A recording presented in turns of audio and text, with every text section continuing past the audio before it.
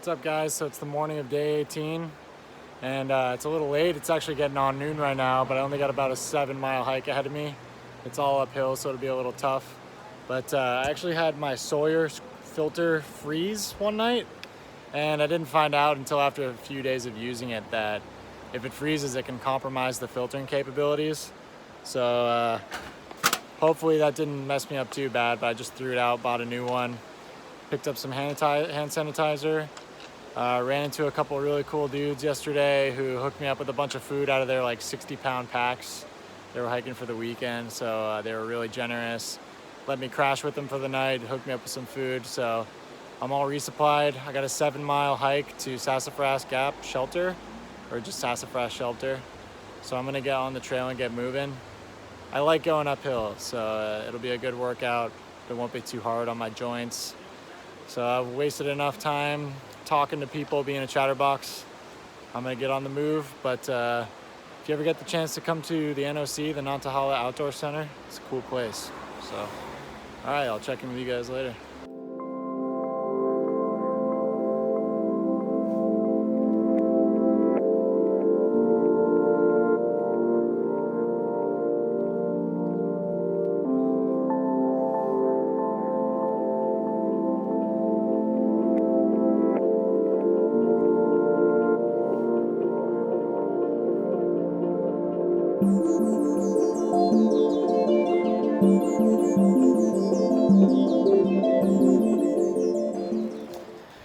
Okay, so I'm back admittedly very soon after I said I was gonna stop talking. I'm still by the river here.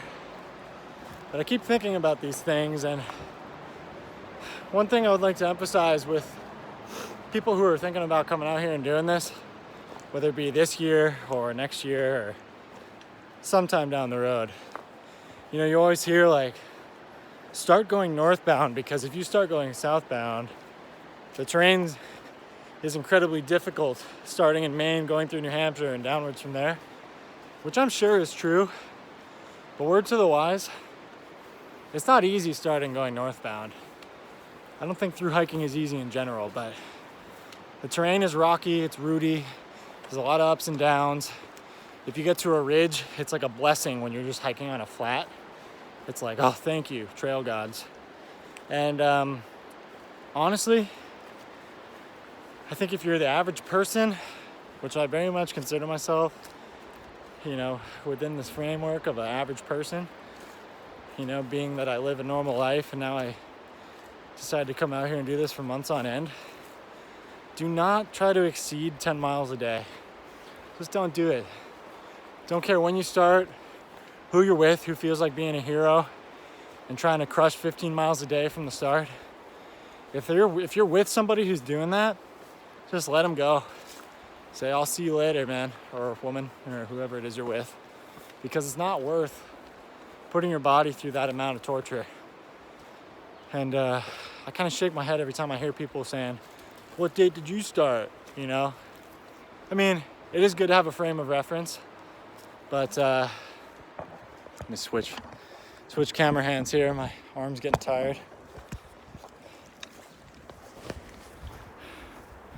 So anyway, you know, my number one piece of advice, you know, I know there's a lot of people out there who are more experienced through hikers than I am. That goes without saying.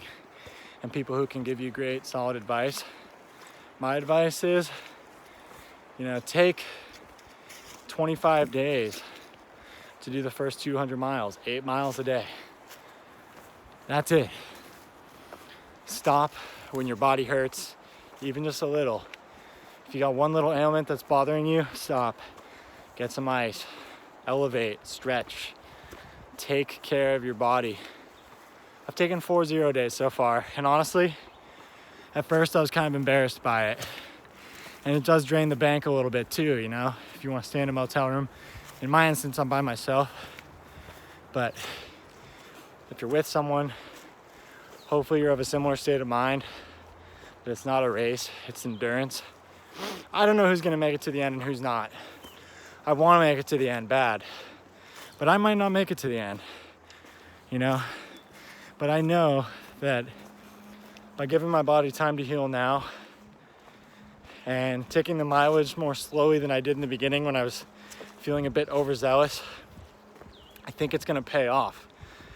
And it's funny, I've actually had to stop looking at people's Instagram accounts who are ahead of me because it gets me feeling down, you know, like I'm not covering enough miles, or I see they just did 22 and I'm still back here doing 8. But I know the terrain levels out a lot after the Smokies. I know after a few hundred miles and about 3 or 4 weeks, your body starts to really take to the regiment of through hiking. I'm on week 3 right now. This is day 18. So I should be getting to a point where I can punch through the wall pretty soon. I think once I get to the other side of the Smokies, if I'm still in one piece by then, I'll be feeling pretty good. You know, I've made this point a million different ways and you might get sick of hearing about it, but the point is just take it easy. It's so hard to do, you know, especially when you got all these other people out here measuring things against one another. I'll try to keep it PG for you. So yeah, if you're coming out here and you're watching this, just take it easy, take it slow. 8 to 10 miles a day, that's it. All right, guys, I'm out.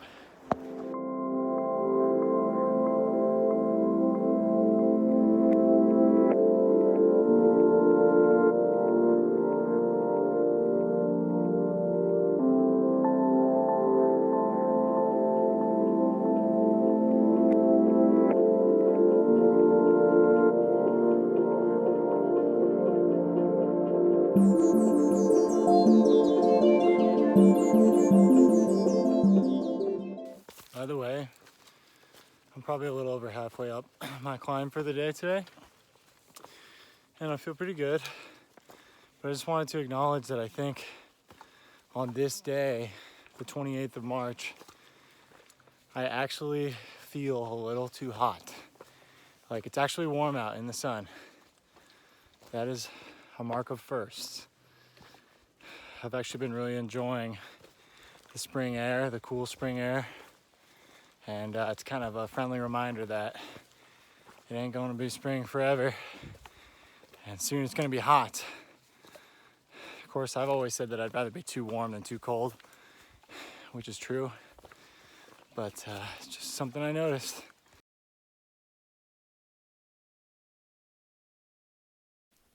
Good morning, guys. It's day 19 already, which is crazy. Almost been out here for 3 weeks. And it took me a little while to get packed up this morning. It's about 10 o'clock.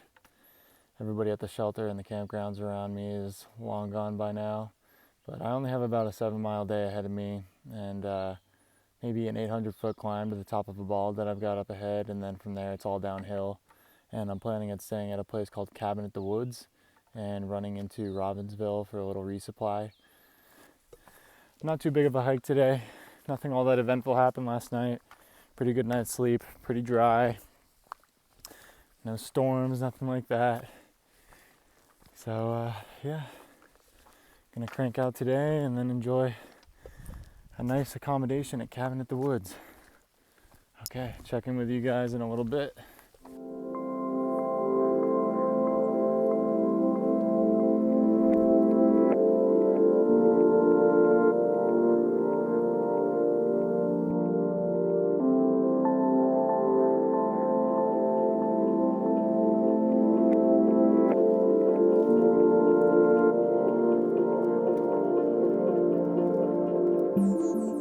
The parcel that it has my name on it, scan it as delivered, and drop it off somewhere. She said, tell you what, if you can find a place, I'll drop it off for you after this. It was actually at the post office, then the girl dropped it off at the Crown Mark. So, yeah. Because I don't think they accept, I don't think they accept.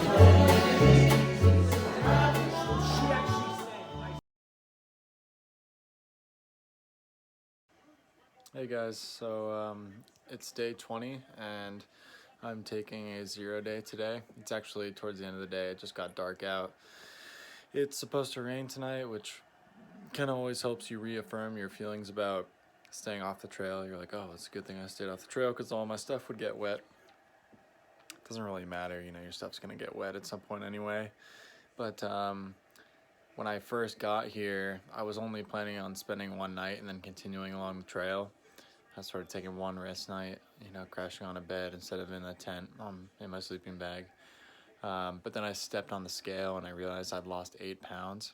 So one of my main goals during this 0 day, from the day preceding it going into today, has been to eat as much food as possible, which is not all that hard to do. When you've been out here for a few weeks and you're losing weight, your body seems to welcome the opportunity to let you just shove all the food you possibly can down your gullet. And there's a couple local diners here. I'm staying at a place off of Stecoah Gap called Cabin in the Woods. And Craig and Eileen are the two hosts here, and they've been really great since I got here. Stuffing my face in the morning with a really cheap but plentiful bounty of breakfast. And they've given us free rides to the local diners to eat dinner, which has been really nice. And just to illustrate for you how much I've been stuffing my face, to give you reference, it's about maybe 10:30. And normally when I'm at home, there are certain times a day that I try not to eat so that I'm not, you know, overdoing it with my digestive system, you know, making it digest food all day long. But right now, you know, I've had eaten a big dinner, gave a little bit of time to settle, and now I'm getting into some leftovers, which is some brown bread, which is amazing bread. And then they have this really sweet butter. Sorry, I can try to get you a better angle of that. And then someone implored me to take home a couple of these mozzarella sticks too. I don't think I'm gonna eat those though, because it's cheese and I'm lactose intolerant. But in any case, I'm still up late at night working hard to try to put the weight back on. I weighed 170 pounds and change when I stepped on the scale a couple days ago, or yesterday, so maybe 36 hours ago now. And it'll be very interesting to see what I weigh when I step on the scale tomorrow. So I'm gonna get that on camera. So anyway, for your reference, I was at 170.8, and let's see if my fattening myself up mission plays out the way that I'm hoping it will when I step on the scale tomorrow. Okay, I'm gonna get back to shoving some food in my face while I watch some March Madness. But day 21 tomorrow, the plan is to get back out on the trail and to get to the base of the Smokies in the next couple days, so I can get up in them Smokies and get through that section. Cool. All right, so check in with you guys tomorrow.